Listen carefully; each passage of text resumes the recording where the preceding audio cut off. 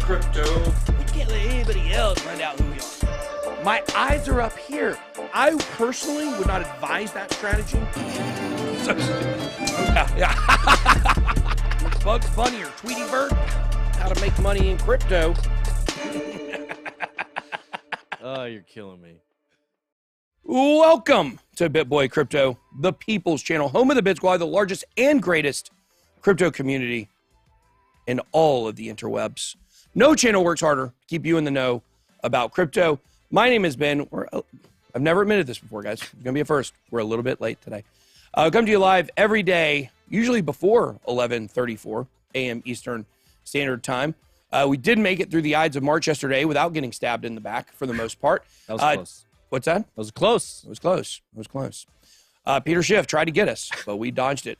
Today is Wednesday, March 16th, and it's 75 degrees here in the BitBoy Crypto studio. That's right. We haven't been Latte Boy lately. Thank you for that, Phil. You could be more bullish on the price of Bitcoin. And who's not bullish today, right? I mean, all of a sudden, well, let me check the price before I open my mouth here. We are at $40,700 for the price of Bitcoin right now. So going pretty well.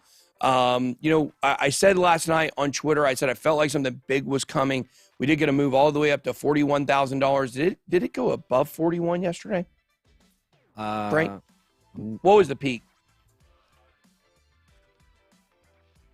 Close. Oh, so almost 42. So we almost hit 42 yesterday.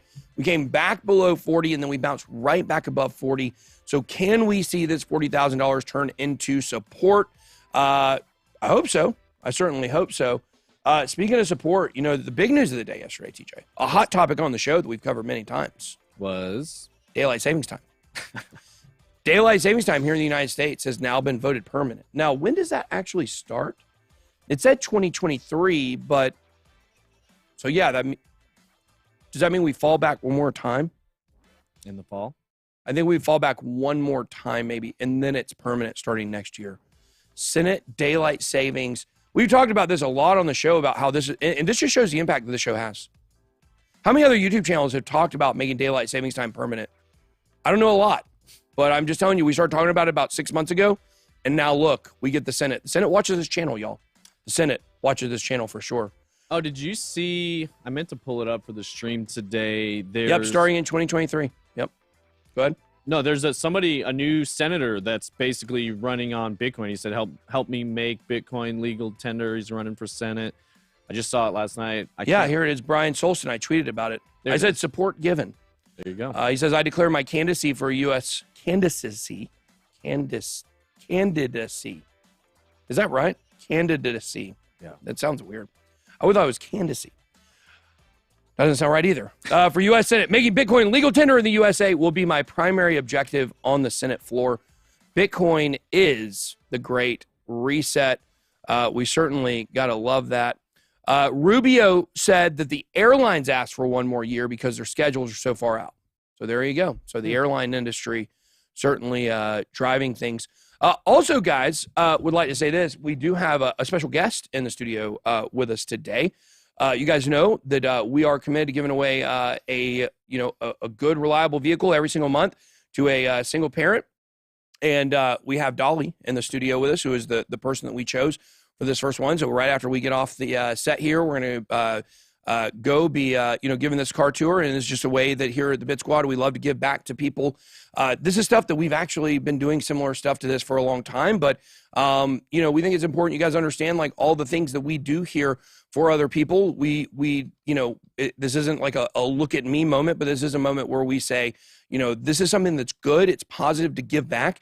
If you've made money in crypto and you're not giving back to people in some form or another, whether it's through a local community or your church or whatever the case may be, then, certainly you're wasting very valuable time and resources. You should be supporting other people, because if you just take, you become greedy and miserly, and then you always want more. You got to give back to get back. I believe that. So make sure to smash the like button if you're a big fan of giving back and a lot of these, initiatives that we have going on. Somebody says I should give her the Lambo. I don't think that's It's not practical for a mother. Yeah, that's the idea, was to do something practical. Practical. Nothing practical about a Lambo. There's literally nothing practical about the Lambo. So the good thing is now that we have the Lambo here, like I don't have to drive it in the rain. I don't have to drive it home. I just leave it here. So, it starts raining, put that thing up. Because we know what happened the last time I was driving in the rain. Somebody rear-ended me. So, all right, guys, let's go ahead and get the show started. Don't forget to follow us here on YouTube. We got 1.45 million subscribers still to this very day. Right now, we've got all these other channels. You guys make sure to check out some of those BitBoy Bits videos have been doing well. We did a really big one yesterday on XRP. And I do just want to say this. If you are in the XRP army, we've got something so big for you guys. It is unbelievable. I got to tease it a little. Can I tease it a little bit? I just want to tease it a little bit. Just a little bit. Just a little bit. If you had an opportunity to go to the world's biggest XRP party, would you do it? That's all I want to say. That's all I'm going to say. XRP Army, let's go. Everybody loves the XRP Army. So, and I'll be there. So we'll talk about that here in a little bit. We're super excited about some stuff we got going on. Don't know how much I can really tell you about it for now. Also, as promised, I did post this picture of my dogs on my Dad Jokes for the Win Instagram here. I mean, is that not like such a great memeable image? Yeah, that is Skip, our biggest dog, blocking our bulldog from being able to come in through the pet door. And his face is smashed in between the pet door and the door. And I would like to say his face is permanently smashed, so no dogs were harmed in the filming of this photograph. All right, moving on here, checking out the markets here. We got the market coming in back at almost 1.8 trillion, so it's good to see a big move on the market.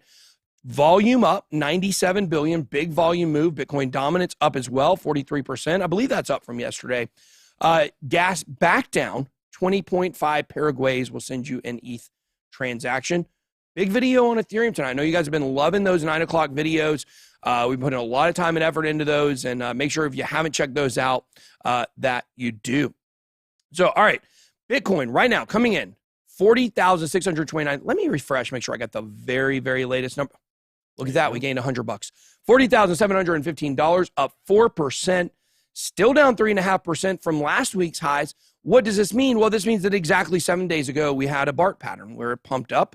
And so really that 24-hour or that 7-day volume is bumping up against that, but it went right back down. So by tomorrow, we expect this number to be green unless Bitcoin drops. Ethereum up pretty considerably at $2,700. Binance Coin getting there, trying to get back to $400, trying so hard to get there. Can't wait to get it challenging 500 again. XRP 77 cents, up just a little bit yesterday. We got big XRP news today. So pretty surprised it didn't pump a little bit harder than that. Terra having a retrace, Cardano at 81 cents, Solana up 3.5%. Check out the biggest gainers of the day. 1inch making an appearance back in the top 100. As you can see, coming in at number 99, up 11.82%. Convex Finance, I don't really know much about this, but it sure has been pretty volatile as of late. Is it, constantly appearing in our top numbers here. Arweave up 10%, Sandbox up 10%. They're having a Sandbox developer / builder workshop. Well, it's over in 17 minutes. They had from 9 to 12 today. Mm-hmm. Had a couple of our people, sit in on that. But I will tell you, the guy that built our land, he could probably teach it. Yeah. So he's phenomenal at that stuff. Phantom making a resurgence, up 9%. A lot of big movers, 5% and up. Probably not any massive losers today. Well, Thorchain having a retrace, still up 48% for the week. And, of course, Terra doing the same. Frank, you want to come on up? Frank, did you get your own trading view? He did, but he did. Oh, he did, but he didn't. That's the point. Go ahead, Frank. Can't survive without market Cipher, guys. What's going on, everybody? Actually, some stuff to talk about today, finally, which is nice. So we're going to take a look at Bitcoin. I'm also going to be showing the SPY and the DXY as well. There's some things that are worth noting on there. As you guys know, we have the Fed meeting today. I believe is it 2 o'clock, Ben? Should be at 2 o'clock. Should be when they do the announcement. Gotcha. Yeah. So we're gonna have to see, how that affects the markets. But maybe they're not raising rates at all. Actually, we've got some new stuff in the last 24 hours. Maybe we're not getting a raise at all. We'll look at that in a little bit. Yeah. Very, very, very interesting. So 2 o'clock, keep an eye out for that. And keep an eye on the charts. What is that? Weird Nads 94 says, Frankie, what's up, Weird Nads? All right, let's jump into the charts here. Starting on the weekly, just make sure you guys can see everything. Okay, perfect. All right, so we actually have some stuff to talk about here. Our weekly red dot is now gone, right? So that is definitely that is a bullish sign, right? Overall, just still not looking great overall, but with that red dot disappearing does mean that we could have some bullish action in the future. We have the VWAP back over the zero line. I mean, this thing is indecisive. This thing is almost as indecisive as my wonderful girlfriend when I ask her what she wants to get for dinner. I'm just kidding. Well, that's what the wonderful one says. What about the other one? Oh! I God, you outed me on air like that. It's a joke, Jess. We love you. So yeah, this VWAP back above the zero line. So definitely a decent sign, right? Especially even if it's just for the short term. But coming on down to the daily, we got some stuff to unpack here. So last night, I mean, within the span of 2 hours, right, we came all the way up to this wick right here, which was about 41.6 something, and then 2 hours later, it was just all eaten back up. But now we're on our way back up. So that is definitely a good sign. We are in this ascending triangle, right, and we are continuing to make higher lows here, right. So this is definitely a good sign. We are holding this trend line as support, and we are currently bouncing our way. When we go to the lower time frames here in just a second, you'll see that we are on our way to probably come and test this level here at about 41. What is this? 41,650, I believe. Or sorry, 41,950, right? So this is the resistance level that we need to get above, right? This is kind of what we're hoping for, right?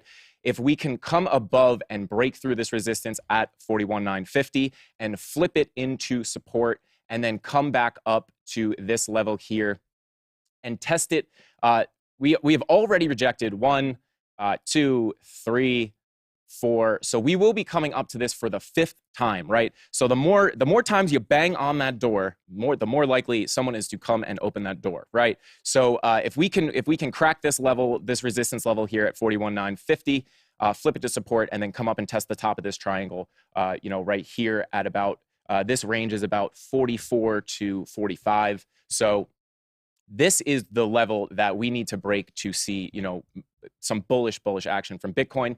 And you do have this money flow starting to curve back up. Oh, come on. Get back up there. Let's go. This thing is teasing us, but it is curving up, so it is looking pretty good. If we can keep moving up, get that daily money flow crossover into the green, I think there is a good chance, right? An ascending triangle is a bullish pattern for the most part, right? Not 100%, but typically these do break up to the upside, right? Making higher lows as you're approaching resistance. So I would be feeling pretty good if we can keep moving up a little bit and get that daily money flow crossover. This could start looking pretty good. I said yesterday, I think we're going up. I think we're moving up. That's where I feel. That's what I'm feeling the last few days. And I was feeling it yesterday, and we had to move up. I know there's a lot of people out there that are extremely bearish, and I'm not saying that we're definitely going up for sure. It can certainly go back down. We got to keep that in perspective, but I feel like things are slowly turning here. Yeah, I mean the daily looks good. This daily time frame is this is our bullish time frame here. Yes. This does look pretty good, I would say. So because I mean, if you look, there's a bullish divergence in that money flow. Yes, correct? Look at as that. well. Actually, now that you bring that up, Ben, I do want to bring up on the weekly we are having a hidden bullish divergence, right? So that is very that's pretty bullish. With the name bullish divergence. And when we have bearish divergences, it's a foregone conclusion it's going down. Yeah. We got bullish divergences. What does that say? Yeah. And the divergences play out. I mean, it's really impressive how these divergences play really out. is. So yeah, this is great indicators. Yeah, this is looking great. So like I said, money flow, all that. But for what's going on right now, this is basically what we want to see. So I'm feeling pretty good, especially with the daily looking as good as it does. And now, just real quick, I do want to bring up the DXY or the US dollar index, right? And we are, let me just zoom in on the time frame here. Let's look at the 1 hour, right? So, or actually, let's go 4 hour. So we are rejecting again for, second, third, fourth, however many times you want to count this rejection here. But this level here at about 99, we are rejecting back down, which is basically, if we've shown this chart in the past, it does usually move inverse to Bitcoin. So we want this to go down if we want upside for Bitcoin. And, coming up to these, medium time frames, could we be seeing a double top, right, for the DXY? So this could be good if we do come down a little bit more. We could see some upside for Bitcoin. And then just to check on the SPY real quick, let me just pull that up. Well, we have a low IQ chat in the comment section here. You just said yesterday we're in a bear market, make up your mind. Yeah, if things are turning around and it might be going back up, then that's a good sign that you're in a bear market. You got to have that turnaround. We continue to have low IQ people coming to the chat, and we really encourage you guys to take an IQ test. Let's see if we can get them points up. Yeah, I never really understood that too, because when you're analyzing charts or just talking about crypto in general, it's like you get new information every day. And if you just stuck with your original plan and didn't take new information into account to be able to change your mind, it would gonna be a bad strategy. You got to be dynamic. Exactly. Exactly. You can't be bearish your whole entire investing life. You can't be bullish your entire investing advice or life. But I think the point here is you got to understand, like, crypto comes at you quick and it moves very dynamically. Some days it can be going up and then it can quickly reverse, and you got to take all that into consideration. But the point is, whether we start going up or not, what we've been experiencing is certainly a version of a bear market, no doubt about it. Absolutely. I agree. So yeah, we got to take new information and take it into account when it pops up. But here we're looking at the S&P 500, and we are forming this flag, right?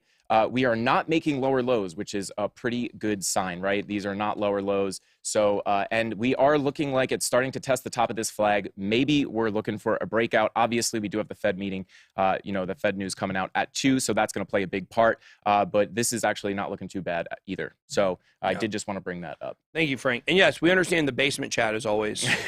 Basement is very high IQ. Yeah. See you guys next time. Big bang. High Q, some people say. High Q. High Q. I wish I knew the meter scheme of a haiku. I would give you one right now. 575. There was a low IQ. From that came this nice haiku. Let's just roll with that. What else can I do? There we go. There was your IQ right there. That was me freewheeling those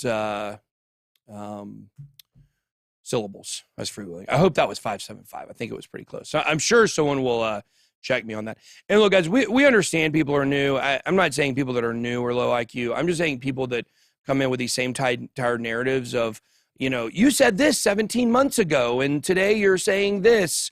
Guys, things change. If our number two investment philosophy here at BitBoy Crypto is understand market behavior. We got a really great video coming out for you guys tomorrow. We're going to really be analyzing those Fed rates and what they mean for the overall markets, for Bitcoin, for NASDAQ, for gold. We're going to be looking at all of that in a video coming out tomorrow, which, by the way, TJ and I will both not be here tomorrow. I guess DZ and J Chains will be doing the show. Yes. Yeah, DZ and J Chains. I talked to him about it. Great. Right now we got 5,000 people watching. We got over 1,000 likes, so that's good. But let's see if we can get that up, guys. Yeah. If you're in the XRP army and you're interested in coming to the world's biggest XRP bonanza, then make sure to smash that like button for us. So excited to tell you guys about this, but might be a little bit longer to do that. So it's gonna kill you.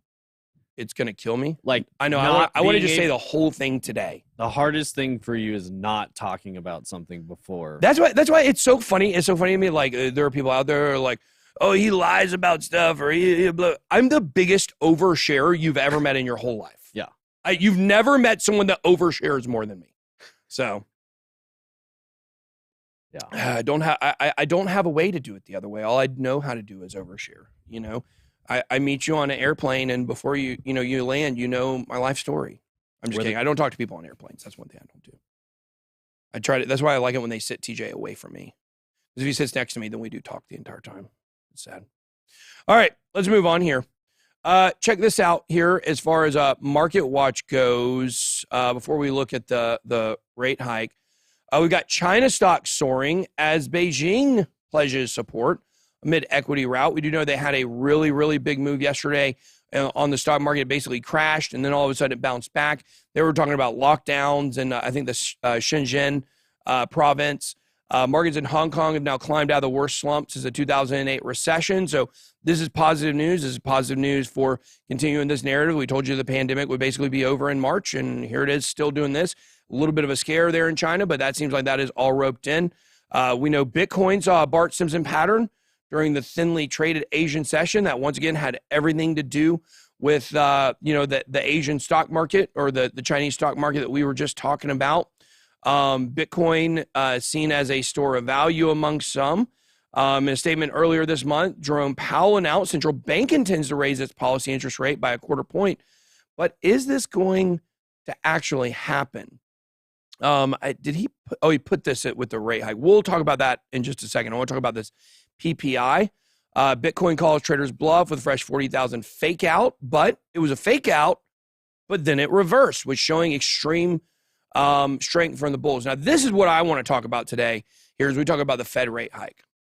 So inflation is a problem. Today's PPI just confirms it. Okay. Now, what is the PPI? We talked about the CPI a good bit, which is the Consumer Price Index, but this is the Producer Price Index. Producer prices rose 10% year over year, up from 9.7% in January. It increased 0.8%, down from 1% in January. But these numbers can be called a disappointment, but they're so high that it's almost inconceivable they'll have any impact on the Federal Reserve's thinking. Some people were saying, though, it's not in this article here, but BJ was telling us before we went live on the stream here today that basically these numbers that they just got in were extremely different from what they were expecting. And in reality, these PPI numbers, even though this article is painting as very bearish, was actually showing that already maybe we're seeing the tide turn on inflation a little bit. And some people were saying these PPI numbers would have an opportunity to maybe reverse the Fed's decision. And could the Fed maybe not raise interest rates today? We fully expect them to. I still fully expect them to. But there is now a scenario that does exist based on these numbers that just came out today that maybe we won't see that. Maybe they will decide not to do it. Of course, we know that there's nothing that Jerome Powell wants to do less than raise these rates. It doesn't come across that way because he has to do it, but he doesn't want to, because it's very similar to this thing we keep talking about, this convergence of these problems. You have the long tail problem, which is inflation, which has been around, increasing, gradually over the last 10 years. And now, suddenly or gradually, and then suddenly, that's what we've seen with the money supply. Now you have the short tail problem, which is actually raising the rates. When you raise the rates, what actually happens to the economy? And the narrative is it's going to crash the economy. But there's a lot of evidence out there to suggest that until we get to the 2% number, it's not going to drastically affect the economy. But however, when this occurs, when we get to that 2% number and the economy is devastated by that, Jerome Powell's probably going to get fired, I would think, because this economy is going to go into recession so hard and so fast.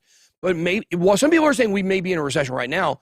Others are saying we really probably have 1 to 2 years before that happens. So what does a Federal Reserve interest rate hike mean for Main Street? Like I said, tomorrow we're going to be giving you guys a video. We're going to be showing you the raw numbers of all this stuff. It's not going to be conjecture and hyperbole and clickbait headlines. It's going to be actually what happened. And so you're definitely going to want to come back tomorrow. I think we're going to put that out tomorrow at 3 o'clock. Federal Reserve is expected to raise interest rates this week for the first time since late 2018. And economists anticipate further hikes throughout the year as policymakers seek to combat soaring inflation. While the central bank's actions are closely monitored by Wall Street, folks on Main Street will be impacted too. An increase in interest rates means higher borrowing costs. We already looked at all the stuff it affects the other day. Housing prices, mortgages, credit card balances, student loans. It may also shift consumer behavior, which I definitely believe that we will see. John Lonsky, president of Through the Cycle and former chief capital market economist at Moody's Analytics, says consumers might not feel the pain of an initial rate increase by the Fed, but will certainly notice the hikes if they continue through 2022. We do know that there's a lot of uncertainty right now with Ukraine. In the meantime, he talks about credit card debt and how that'll be affected. We've already said that. Rising interest rates could have a silver lining for Americans overall in the way of bringing inflation under control, which has a direct impact on your wallet. It's one of those things where it's not going to feel great. You know, it is not going to feel great while this is going on. Your wallets are going to be hurt. The question is, are we going to see civil unrest? Or are people going to be, you know, so clamped down that they're not going to pay their bills, not going to be able to? We're going to see stuff similar to, you know, we saw in Greece, you know, maybe 10 years ago. Yeah. Are we going to see the removal of some benefits? Are we going to see cuts to government spending? Like, what are we going to see? We don't know. But people will be affected by this stuff when it happens. But if you fast forward 10 years from when these rates increase, we are going to be living in a much better America. Unless at some point they decide to turn the money printer back on because there's a crisis. You know, so we'll have to see what happens there. I mean, obviously, if we were to push towards a World War III, they're going to turn the money printer back on. That's definitely going to happen. But, you know, I don't know what the chances are. I mean, it's hard to put chances and odds on something like that. I would say we're probably less than a 10% chance of some kind of World War III disaster where, you know, NATO gets pulled into it. But it does exist. There is certainly a chance. That 10% is the percent of craziness that lives inside of Putin's brain that makes him completely impossible to predict what he's going to do. Fed increased rate won't positively affect Bitcoin price. Here is why. I mean, that's obvious, right? I mean, when you're increasing rates, you're basically putting you know, clamping down the economy. You're making it harder for people to borrow money. This could be a time where you see Bitcoin borrowing go up, you know, borrowing against your Bitcoin, but it's not going to be a great thing for Bitcoin over the long term. Here it says Bitcoin would continue to trade between 30K and 50K. This is Mike Novogratz. I'll tell you this, Mike Novogratz has been wrong about Bitcoin as the rest of us on short-term predictions. So I don't put a lot of stock, no pun intended, into what he's saying here. He's basically saying that he thinks if they raise rates, it'll stay between 30 and 50 for the rest of this year. Certainly think that is possible. I do tend to believe now, I think there is a good chance that over the summer, we start seeing things really head in a much more positive direction, maybe back to all-time highs by the end of the year. I think it's possible if we get that summer movement. If we get throughout the summer, ETH merge happens or it gets postponed until next year, watch that ETH merge. That's very important. If it happens over the summer, if the difficulty bomb goes off, then we do have, I think, great opportunities for Ethereum and Bitcoin to rise. If the timing gets messed up there, they postpone it to next year. That's going to be a good sign that we will not be seeing that over the summer. So let's see here. When was the printers turned off? When you go through deflation, obviously you're trying to increase the value of your currency. And so you do turn the printers off during those times. But it doesn't, as long as it's kind of like looking at CPI numbers, right? You're looking at the growth year to year. As long as year over year, the amount of increased dollars into the supply is slowing down, that's what's important. You're never going to completely turn off the printers, right? They do have to make new money and pull other money out of circulation, so that's certainly going to be going on. But are they going to be printing it at a decreased rate? That's the way that you have to look at that. So, all right, moving on here. HSBC, you know, look into who owns that, but another story for another day. The British multinational banking giant is entering the metaverse through a partnership with the Sandbox. So positive news for Sandbox. Longtime crypto critic HSBC announced its foray into the metaverse today. The British banking giant has bought virtual real estate in the Sandbox to create innovative brand experiences and engage with sports, esports, and gaming enthusiasts. So is that like cartel money laundering, basically, that they're going to do on their properties? Yeah, well, that's what they're known for. You know, am I right? Am I right? The announcement comes weeks after JP Morgan opened a virtual lounge in Decentraland with their digital currency group buddies. HSBC, one of the world's largest banks of financial services, bought a plot of virtual real estate. Here's that thing where they reword exactly what they said in the subtitle in the first sentence. Love when they do that. HSBC is expanding its presence. British banking giant announced they bought real estate in Sandbox, one of the crypto space's leading metaverse games, to connect and engage with a global audience of sports, esports, and gaming enthusiasts. I'm surprised they didn't say, like, to connect with our account holders at HSBC in a more authentic way. Surprised they didn't say something stupid like that. Let's see. Their marketing officer, their chief marketing officer, CMO, Suresh Balaji, said the bank was making the move and brand experiences. The metaverse is how people will experience Web3, the next generation of the internet. I think because we were having some very interesting conversations this morning in a meeting we were having about it's not just the internet. This is the next generation of media in general. It's not just the internet. Ben Falcon's talking to Rand today. I don't know. Who is Rand? I don't know. I'm very confused by that. I don't know what that means. They're talking to Deshaun Watson today. I hear they're doing that. But when you look at media, like really TV is going to be much different. We had another meeting this morning where we were talking with a producer from a major network and just talking about the way that they're doing shows now and they're looking at distribution. Like, of course, all this is enabled by streaming and by the internet, but it's not just like things that live only on the internet. TV channels, streaming services, media sources, all of these are going to be completely changed by Web3. While the British Bank may be the first global financial institution to buy land in the Sandbox, it's not the first major bank to make a pivot. JP Morgan obviously opened that virtual lounge in Decentraland. Let's see. They were hating on Bitcoin before, and now, look, this is a common narrative. People hate on Bitcoin before. Bitcoin, not into Bitcoin as an asset class. Now, all of a sudden, they're opening land in Sandbox. What's the famous quote? At first they laugh at you. The Falcons are talking to Rand on Crypto Banner. Surely that's not true. Yeah. I would lose it on the Falcons if they did that. I would lose it on them. Yeah. So I think this is something that, you see at first they laugh at you, then they want to be part of what you're doing. I think that is narrative we've been pushing in crypto forever.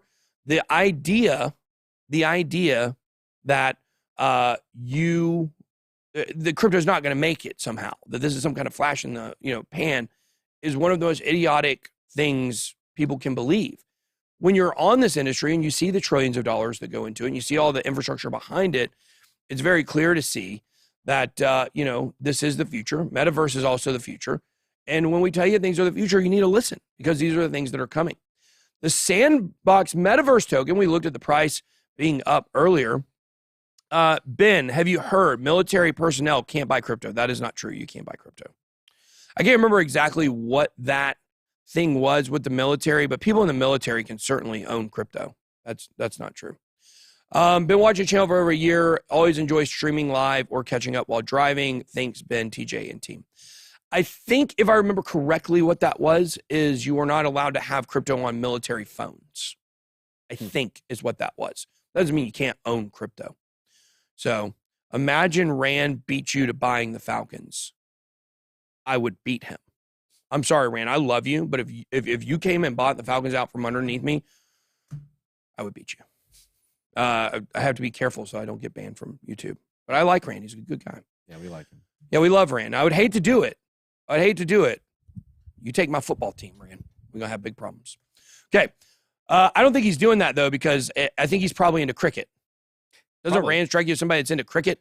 Yeah. He's from South Africa. I think they're big in cricket over there. They are. Probably rugby. Mm-hmm. Probably soccer. So there you go. My son is in the military, buys crypto every payday. Yeah, exactly. My daughter is in and they got a memo that they can't. I would have to look into that, but there's no way they can't buy crypto. There's got to be caveats to that. There's no question about it. Sandbox is becoming a playground for big brands. Europe's second biggest bank is getting in on it. Price went up. We already talked about all this. Animoca Brands, if you don't know who this is, that is a company you need to pay attention to. They're going to be a behemoth in Metaverse. Let's see if we can look that up real quick and see if there is something going on with that military can't buy crypto. Yeah, I mean, right here it says, technically speaking, military members do not currently need to report cryptocurrency holdings on their security clearance applications. So that's from pretty recent. So Yeah. I think there's a caveat to that. There's got to be something more to it. Mark Zuckerberg confirms Instagram will soon open the door to NFTs. Big surprise. That Zuck, he is trying to ride on those Winklevoss twins' coattails everywhere he goes, isn't he? You know, they create Facebook. He steals it from them. They get into Bitcoin. He gets into Bitcoin. They got their own little NFT project. He's doing his little NFT project. They start talking about metaverse. He's such a phony. He's such a piggyback rider. Piggyback rider. Yeah, can't you imagine like Luke Skywalker with Yoda, except it's Zuckerberg's face on it? It's like one of the Winklevoss twins walking, and he's on his back, you know? Yeah, I can see it. I can see it. I can see Zuck doing that. So, I mean, he's got to be an alien already, right? So that makes sense. Speaking of Austin's South by Southwest Festival on Tuesday, Mark Zuckerberg stated that hopefully Instagram users will be able to mint their own NFTs on the platform in the coming months, although he didn't give a specific date when this would be possible. And I would say this, the same thing I would say about Elon Musk, I would say about Mark Zuckerberg, which is they will never be allowed on this channel, ever. I never want to converse with either one of those humans. Obviously, Mark Zuckerberg is not calling me to get on the channel right now. Maybe one day he does, though. These are people that I don't want spreading their freaking misinformation. Right back at you, Zuck, right? This is not a person that's positive in any form or fashion. I mean, this is a guy that single-handedly has destroyed privacy in America. So, Instagram user will be able to mint their own NFTs on the platform in the coming months. And it's so interesting that, you know, you don't think about Instagram as Facebook. You tend to think of Instagram separately, even though, of course, it is owned by Facebook. But, you know, it just doesn't give you those same cringe vibes that just saying Facebook does, which is interesting because they're all owned by the same people. Mm-hmm. Head of Instagram, Adam Mosseri, said back in December that discussions were being held on whether to integrate NFTs. Just same way that HSBC is coming into the metaverse. Guess who's jumping into NFTs now? It's not Zuck's first crypto-based venture, of course. In early 2019, he tried to launch the incredibly failed Libra project because everyone hates him. Controversial project assets were later acquired by Silvergate Bank, which is interesting. I actually met somebody that works for Silvergate Bank recently. More recently, Zuck revealed Facebook had changed its name to Meta, yada, yada, yada.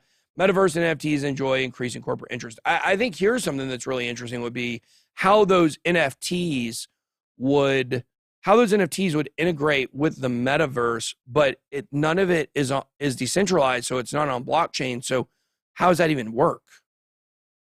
I think they'll have to have blockchain integrations across that stuff. That's the big problem everybody in blockchain is trying to solve right now is interoperability. And they're getting closer with a lot of these new blockchains, and a lot of these new layer ones are more interoperable and backwards compatible than stuff we've had in the past. But that's the big thing right now is finding API type plugins that you could run a marketplace and just plug it into any metaverse. That's actually something we're working on in some capacities. But wouldn't that give it a level of decentralization? And like Facebook and Instagram cannot operate on decentralization. I don't see any possible way that would work. What do you mean? I mean, it's kind of like China telling their people, this is very similar, right? Like China's like, I tell you all what, you know, we don't want y'all using blockchain. We don't want y'all using crypto because, you know, we don't want our people to have money. We want them to be subservient to us at all times. So here's what we'll do. We'll create an NFT marketplace that's not crypto. It's just pictures that you buy. That's what China did. They created their own NFT platform where their citizens can buy NFTs, but they're not on blockchain, which means they're not actually NFTs. They're just calling them that. They're on a closed ecosystem. Right. That's similar to what Facebook and Instagram will do probably with these NFTs in their metaverse. I don't think you're going to be able to be using Ethereum NFTs, you know, on Facebook's Meta. I mean, I think that opens them up for something that they can't control. And every aspect of that metaverse is going to be controlled. That's not what they've said so far. They've said, of course, that's not what they said. I'm just saying. I tell you what, we take Facebook at face value at what they say, you know, for sure. Right. Basically, what they're alluding to is parts of the system will be closed, parts of them will be open. So if they want to have NFT integration, blockchain integration, and that's what I see happening with most of these major platforms that have big user bases already, whether it's Meta or any other social platform, they'll start to make plugins that operate with the blockchain. Yeah. But the core app won't be on the blockchain. So it'll be kind of like Celsius is. It's partially centralized, partially decentralized. It's not going to be one or the other, which is pretty much what they've said too. They know they need to have open aspects in order to get it built out. Because if you have a completely closed system, any completely closed system won't be able to compete with the rate of innovation of an open system. And I think they know that much. Well, I mean, right now what they have with Oculus is extremely closed. And obviously Oculus is not a metaverse, so to speak. But the game development isn't. That's kind of what I'm saying. You can have independent games developed and launched in their market system. They have to but they still have to approve it. Yeah. They still have to approve it. It's just like Apple. It's like the Apple Store. Right. Like, yes, people can build independent things, but they still have to approve it. And I think anything that's going to be too open source and anything that is going to be too, uncontrollable, like Facebook is not going to allow in. So can you go up? Like Crypto Stevo said, he said something. Go back up a little bit more. He said, read the comment above. Can you find the comment above? He was making a comment about the military thing. If you can find that, that'd be great. I'll move on while you look for that. Let's see. NFT sales plunged to 63 million. You didn't see it? We didn't see it, Steve. Can you put it in again? Plunged to 63 million over the past week. Bubble burst. Earlier this year, NFTs market was bursting with energy. Gaming companies, tech giants, fashion and sneakers companies turned to NFTs as the next big thing. However, 3 months later, they're no longer being discussed. I mean, that's not true. They're certainly being discussed. I don't see how you could possibly say that. Why is it so quiet? The latest crypto sell-off is starting to affect NFT sales. I mean, I can certainly see that happening. NFT sales on OpenSea have dropped 80% more than anywhere else. I wonder why, because they suck as a company. According to financial data, Times data, the daily transaction has decreased by 80% in March compared to 284 million in February. I think that what you're seeing, some of this, is you're seeing some of these floor prices get so high that you're not going to be able to, you just can't buy them. I mean, you want to go buy a Bored Ape for 80 ETH, that's really hard for the average person to do. I think that's what you're seeing, separation from, the haves and the have-nots in the NFT world. Fuzzy Crypto says Oculus Quest runs on Android. You can install apps not in the Oculus App Store and thus not approved.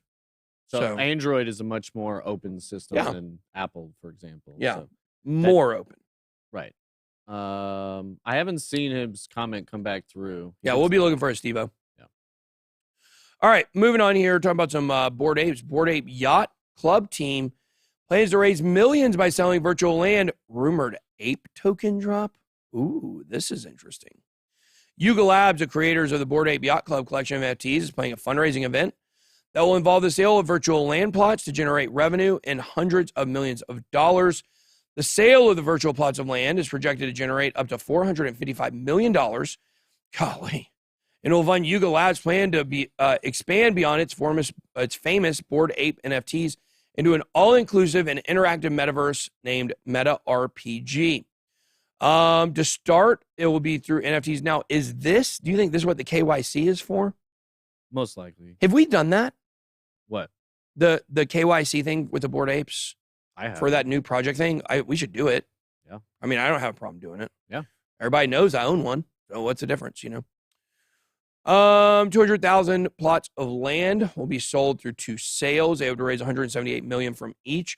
Once successfully launched, Meta RPG gaming metaverse will be compatible with a list of other NFTs powered by its own crypto Ape Coin token. You can bet your bottom dollar, your bottom Satoshi, your bottom Doge that somebody out there right now is creating a meme coin called Ape Coin that they're going to be trying to shill in here, and they're going to be trying to scam people. So Ape in you. What's that? Ape in you. Ape in you. That's pretty good. If you have a security clearance in the military, you cannot, or you're at least supposed to report your investments if they're overseas. I had to remove all my investments off of overseas exchanges. Okay, well, that's interesting. That could be legit. Yeah, somebody else said they just did their clearance last week. There was no mention of crypto or digital assets on there. So cool. We bought a Me Bits yesterday, by the way. Did you know we did that? Yes. Yeah. I bought a Me Bits. I tried to get one that, you know who he kind of looks like? Kind of looks like we got to get a picture of it up at some point. Bebop from the Ninja Turtles. Nice. A little bit. That's why I got it. So it's Crypto Stevo says, just like trading stocks, military personnel are allowed to trade crypto. However, military personnel who hold a security clearance, they will be asked, do you trade or own foreign currency? So there you go. Okay. So nice. All right. I stated the rise of XRP would be extremely fast. Does it mean one should hold their XRP on an exchange? You should never hold all of your crypto on an exchange. It's not a smart thing to do, just in general. It's better to diversify and own different places. We'll look into this Bored Ape stuff. YouTube sensation Dr. Disrespect launches gaming NFTs following Twitch. Can I go ahead and just admit something that people don't know? What? Go ahead. What? You don't know what I'm going to say. I have no idea what you're going to say. You don't? But, I mean, I know. No, I have no idea. But I'm Dr. Disrespect. It's me. Oh, gosh. It's me. It's me, guys. Do you not see the resemblance? This is me with a fake mustache and no beard. I've never told who I actually am, but it's me. It is me, guys. That you can see the resemblance, see the nose structure, you see the sunglasses there. I am Dr. Disrespect. A lot of people have been wanting to know who he is. I'm very tall. I'm 6'8", as you guys know. Isn't he really tall? He's pretty tall. I think let's see how tall he is. I think he's really tall. How tall? I think he's at least 6'5", Dr. Disrespect. 6'8". Yeah, he's tall. He is 6'8". So obviously you guys know that is me. Pretty crazy. Pretty funny. We do know. I have been, people do know I am taller than the average male American, which 6'8" fits that category for sure. That's a pretty funny comment there. Storm Detector. Well-known streamer Dr. Disrespect is earning back respect. No pun intended. Shut up. That pun was intended. I hate when people say no pun intended and they actually did mean the pun. Please use that properly. From the gaming community, he ties his gaming development company, Midnight Society, with NFTs. Midnight Society is rolling out 10,000 founders access to NFTs or early community members of the platform. The NFTs, which will exist on the Polygon blockchain, interesting, only cost $50 each. Nice. Yeah, it's very cheap. Access pass holders will get early entry to game builds, a uniquely generated Visor Cortex helmet design, a studio events access, and voting rights on game features as membership perks. NFTs are digital tokens existing on a blockchain, which are possessed by entities as digital or physical assets in the gaming industry. NFTs are sold as in-game assets, such as character builds, cosmetic skins, weapons, and characters. Robert Bowling, co-founder of Midnight Society and creator of Call of Duty, is positively welcoming this development. He said, we're utilizing blockchain for the access pass specifically because we envision these being a cross-platform membership that will cover not just our first game, which is Project Moon. Uh-oh, that sounds crypto-ish. That's where you try to ride your XRP bag to the moon and you got to, fight Gary Gensler for it. But also any games we publish in the future. Dr. Disrespect hasn't been on the best terms with online gamers. I didn't know this. Is he has a bad rep right now? I don't know about it right now. I know there was a big controversy between him and Twitch versus YouTube that went down, and there was a lot of questions. Like, I knew that, but I don't know how would that put him on bad terms with online gamers? Backlash. Oh, he previously received backlash for the environmental effects of his NFT technology. Shut up. Yeah. Get out of my face. Go to your little hole and crawl into it, and please don't come out. So he had basically what they should say is he gets backlash from the gaming community that have no understanding about NFTs. That's how that should read. That's a lot of those low IQ people, gamers, just throwing it out there. Not all gamers are low IQ. It's just like this, not all rectangles are squares, but all squares are rectangles. It's actually a true fact. Square fits the rectangle qualifications, just like this. Not all gamers are low IQ, but all low IQ people are gamers. Okay. Daku was called the face of Twitch, and one of the most followed streamers on the platform was banned after he signed a multi-year contract with the Amazon-owned company. And Twitch is just not really, we love the basement. We love our people that watch over here. An equilateral quadrangle is a square. Thank you for that, Paco Gonzalez.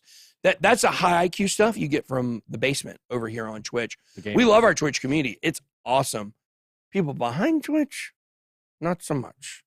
Not really doing a lot of positive things to, for their creators, and this big thing they have with Dr. Disrespect, certainly part of that. So if you call NFTs bad for the environment, I feel sorry for you. You're definitely not getting Mensa. I'd say you're bad for the environment. You're bad for the environment.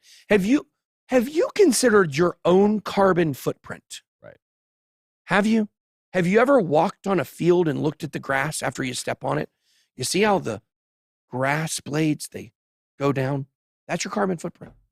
And that's bad for the environment. Have you thought about the feelings of those little grass blades? Saying they're living creatures. Okay. Cardano reaches new scaling milestone. ADA price yet unmoved. Once again, we have another one of these stories that's like, why isn't the price going up? Well, everything else is down and Bitcoin's been trapped in a $3,000 range for basically 2 months. Try to figure it out. Let's see here. Cardano founder Charles Hoskinson has shared the good news of the first Hydra Heads launch, launching on the public Cardano testnet almost a year after the original paper's publication. Hydra Heads, the first in a suite of protocols. Let me get rid of that. Thank you. Is a critical element in Cardano's scaling journey. Hydra refers to a collection of layer 2 solutions aimed at improving network security and scalability. Although it was conceived as part of the Ouroboros research team's work, it has forged an independent path since the original paper's publication. I'm extremely proud of the Hydra team for making this milestone. It's one of the fastest and bestest pieces of applied research in the Cardano ecosystem. This poor guy over here. He didn't get the message that it was supposed to be a thumbs up. He did Satan horns. Yeah. Not too good, man. Not too good. Don't do the Satan horns and everybody else is just giving you the positive thumbs up. Possible cult member there. Possible cult. I'm just kidding. He's probably a nice guy. Hydra aims to boost throughput, reduce latency, and provide cost-effective solutions without requiring a lot of storage. Just another way that Cardano is moving forward. Very impressed with the Cardano progress in the last month specifically. They've gone through a lot of the challenges, and it's just something we continue to see. We're going to see challenges. We're going to see challenges when these layer 1 projects launch, no matter how great they're said to be. ADA price unmoved. Big shocker. Look at this. Peak in November. Big shocker. Went down after that. Big shocker. What's the rest of the crypto market doing? The exact same thing. So not going to waste time or waste breath on talking about price. With anything right now, you have a couple outliers. Now, check this out. This is a news story that we did not have on here today that broke while we were live, which is Mark Emmert, who is no, not Mark Emmert. That's the SEC guy. He's in charge, or the president of the NCAA. That's not the guy. What's the politician's name that sounds kind of like that? I don't. Tom Emmer. Tom Emmer, not Mark Emmert. Tom Emmer. He posted this here pretty recently. My office has received numerous tips from crypto and blockchain firms. The SEC Chair Gary Gensler's information reporting requests to the crypto community are overburdensome, don't feel particularly voluntary, and are stifling innovation. Now, this seems to make sense considering what did I tell you guys a couple weeks ago? I've been telling you for weeks. The SEC's been sending letter after letter requesting information to basically everybody under the sun in crypto. This isn't really public. A lot of people don't know this. I've been telling you this. I've been talking to some companies that have told me they've received these letters. And here you go. We got Tom Emmer referencing the exact same thing. Plenty of crypto and blockchain firms are getting these requests overburdensome. So Tom Emmer sent this.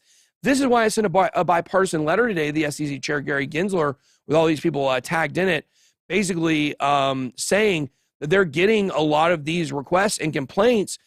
And while the SEC is being too broad, is the point here. So now somebody made a comment here. I can't remember who it was. Let's see if I said this here. He says, while the SEC authority to obtain info for rulemaking purposes, it has to ensure they don't infringe on the standards established in this act. Crypto startups must not be weighed down by the extra jurisdictional and burdensome reporting requirements. We will ensure our regulators do not kill American innovation and opportunities. Somebody said, comment of the day on this, which it said, big crypto lobbying working now. So speaking of the SEC, I do want to cover the XRP story, obviously, but that's big news there as we look at, the SEC getting held accountable, which is definitely something that we want to see. Now, how about this story here? SEC attempts to block judge's order in Ripple lawsuit that requires revealing email confirmations from 2018. The SEC, again, trying to block the judge from getting the requested information. Why would that be?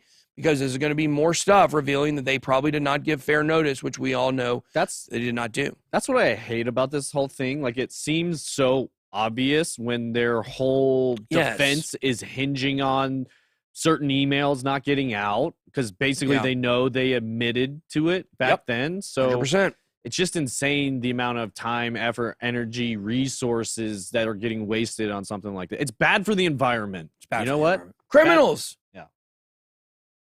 Now, how about this? Ripple partner and Wells Fargo collaborating on Swift replacement. Here we go. The clearinghouse, known as a Ripple partner company, working with Wells Fargo in a cross-border payment system specifically designed to support digital commerce.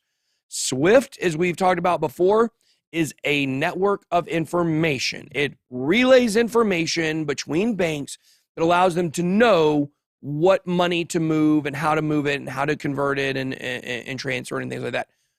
Bitcoin, XRP, both of them, networks of value where the information exchange is actually the value being changed. A transaction is not a signal to someone like, hey, you should move this here. It literally is the transaction of sending that there. So Swift obviously is going to be on the way out because it is not the optimal system. Huge XRP news. Earlier, I posted a video about a guy who revealed that Wells Fargo had been training on a Swift replacement. Now I got an online service update from WF talking about real-time payments by Clearinghouse, a Ripple partner. So this is going to be coming, and make sure, guys, if you're in the XRP army, throw the X up. Make sure to smash that like button. More stuff with Ripple coming on down the road here. Ripple and Morgan Creek among investors in Hex Trust. Is nothing to do with actual Hex. I do not with the crypto Hex. In October, Hex Trust. Now, Morgan Creek, that's Anthony Pompliano. And Mark Yusko. That's the other guy, right? Is it? Yeah, I believe so. I believe he's the other guy in that. It's $88 million Series B funding round, which was led seed stage by Liberty City Ventures and Animoca Brands. Once again, you're seeing them everywhere. Also had high-profile blockchain project Terra, Morgan Creek, and BlockFi among its participants. Company now secured $100 million in funding. So pretty interesting. They're investing in that. And even more Ripple news. How about this? 100 million XRP purchased by Whale as coin consolidates. We are just seeing a really big consolidation. And I really believe that if you look back, what chart is this? This is the 1 week chart. If we go back and we look, this goes all the way through. Let's see how far back this goes here. Let's see. Let's go back to 2018. Compare that to what we're looking at today. We have been in a consolidation range here for 1, 2, 3, 4, 5, 6, 7, 8, 9, 10, 11, about 11 weeks here, almost 12 weeks. If you look back over here, we didn't really see, we were always seeing movement up and down. We really did not see a really large accumulation until this period right here, which was basically over the summer, I believe, starting in August, leading to December or the middle of November when we had a big dramatic drop. When you look over here and after we bottomed out, you didn't see a huge amount of consolidation. Things were always moving one way or the other. Something to keep an eye on right now. Are we seeing just a large accumulation period for everything? So, no, we never found out who owns wallet number 3.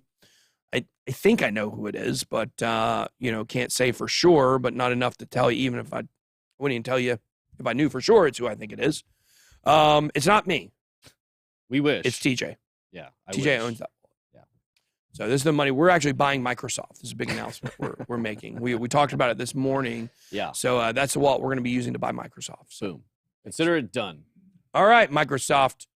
Bill Gates, you're off the board.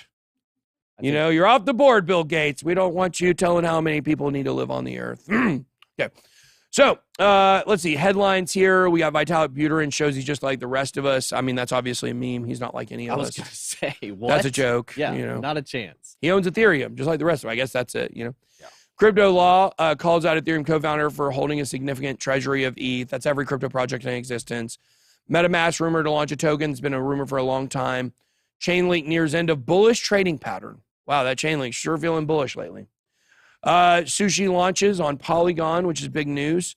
What happens to your Bitcoin when you die? This is one of those things that would be a great video for you guys to understand, but it would get like 13 views on it. Yeah.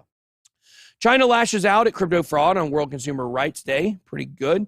Bit Digital has deployed 39% of its crypto mining rigs in North America. Texas crypto mining leads to rising power bills for all. We do know Georgia, #1 Bitcoin mining state. We need to get with those people. I need to dedicate a person to contact those people to get us so we can talk to them and maybe go to a talk. Did Fed confirm 50 basis point hike? No, they've certainly not confirmed that. All right, we got about maybe 3 minutes of Q&A. All right, let's do some quick Q&A. Bitboy, this is from YouTube chat. Does Ethereum Classic stand any chance in the future? I want to be clear here on this. No. That doesn't mean that Digital Currency Group has a trust. It doesn't mean they're not going to pump the price as things go back up, similar to what they did when Dogecoin was going big. You know, Ethereum Classic was doing the same thing. A lot of reasons for that. None of it has anything to do with a positive direction for the project. Ethereum Classic's dead. All right, from the basement. Everyone wants regulation if some, in parentheses, some sort of clarity. Are you scared the pendulum swings to over-regulation right out of the gate? No, because there's no way they're going to stifle. Look, America's economy is losing to China dramatically. It's, people would tell you China's already bigger than the United States. That's not true at all. We're still drastically larger than China. But by 2030, their economy will pass us if we don't do something different. And so, this is a big talking point. I think this is why you see a lot more conservatives, falling in line with crypto as opposed to, the other side of the aisle is because, they're for big business, capitalism, wanting to, compete on a world stage with economies. The other side not as drastically concerned about that. That is going to be a point of contention. This is where they will try to divide, politics in crypto. We've been telling you, do not let them do this. We want to see Democrats in crypto. We want to see Republicans in crypto. We want to see libertarians, obviously, in crypto. Don't let this become a party issue. But I do believe that ultimately innovation wins out. And I think there is some truth to what, that guy said on that tweet thread, which I couldn't find. But I think we're already seeing big crypto lobbying playing a role in, affecting this regulation. Dennis Wolf on YouTube. I'm anxious to buy some XRP, but can't find an easy way to make that happen. What am I missing? You can still buy XRP on KuCoin. Yeah. You can still buy it on Uphold. Those are the two places to buy it. I showed somebody how to do it on Uphold just a couple weeks ago, so I know it's a valid way. Mm-hmm. Voyager did delist it, so Voyager no longer in that conversation. Those are the two best places.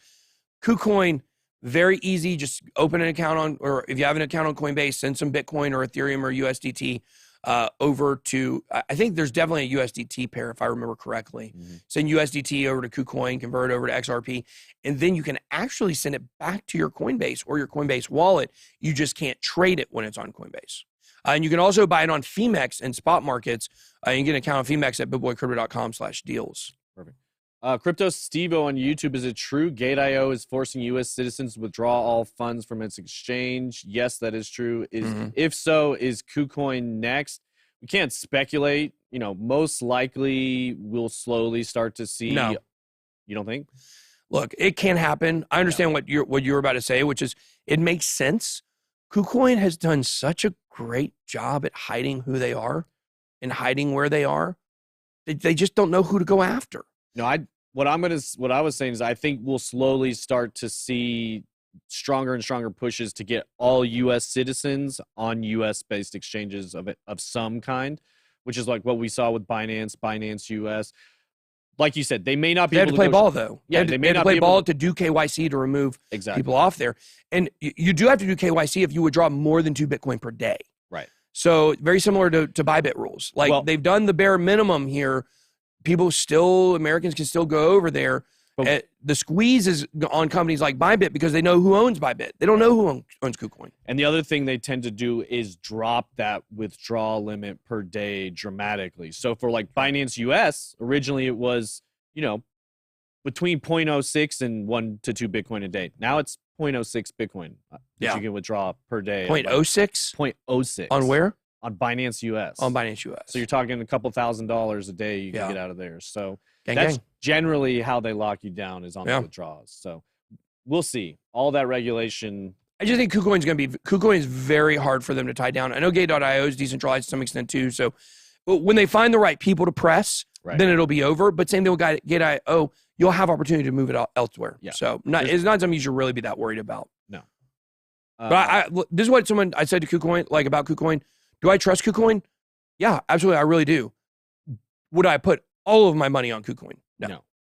Like you said at the beginning, you don't want to put all of your money in any one place regardless. That's just good policy.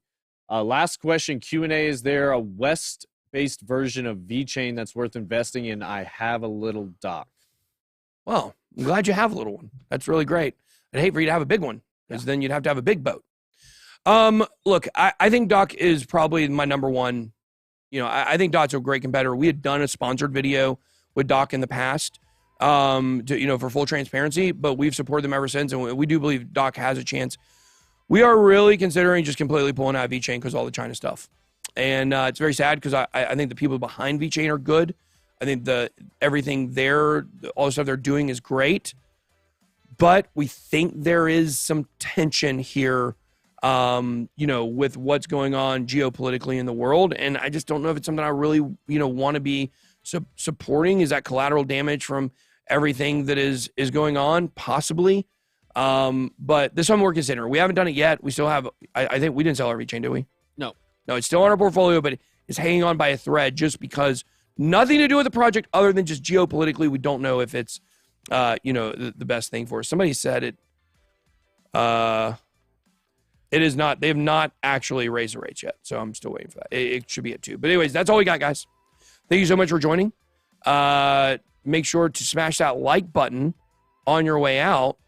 That's all I got. Be blessed. Boy out.